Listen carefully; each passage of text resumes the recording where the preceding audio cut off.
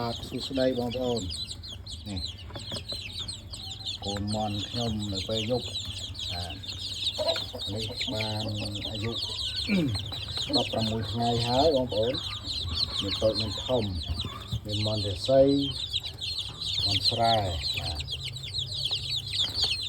គេឡើងដាក់ពូនឹងដាក់40 វ៉ាត់នេះបងប្អូនកម្ដៅវាជាងកូនមន់សំខាន់ផុតគឺកម្ដៅនេះបងប្អូនដាក់លើដេកចិត្តចំណៃទឹកធម្មតាតែទឹកយើងដាក់វាផឹកទៅមើលវាផឹកហើយយើងលះដកវាចេញព្រោះកុំឲ្យវាក្តៅតែកាលណាក្តៅធ្វើឲ្យមន់កូនមន់យើងរាកតែយើងដាក់ថ្នាំឬដាក់វីតាមីននេះធ្វើកូនមន់រាកបងប្អូនពេលយប់ចំណៃដាក់ធម្មតា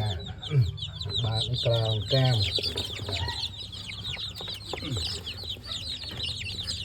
ឆ្លោះល្អបងប្អូនតែមិញនេះកាត់ស្លាប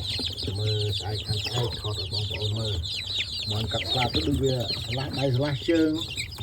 ដូចវាឆ្លោះលើកម្លាំងហ្មងចូលកាត់ស្លាបឲ្យបានមួយសប្តាហ៍ចាំថតឲ្យបងប្អូនមើលនេះទៅកាត់ហើយអរគុណច្រើនបងប្អូន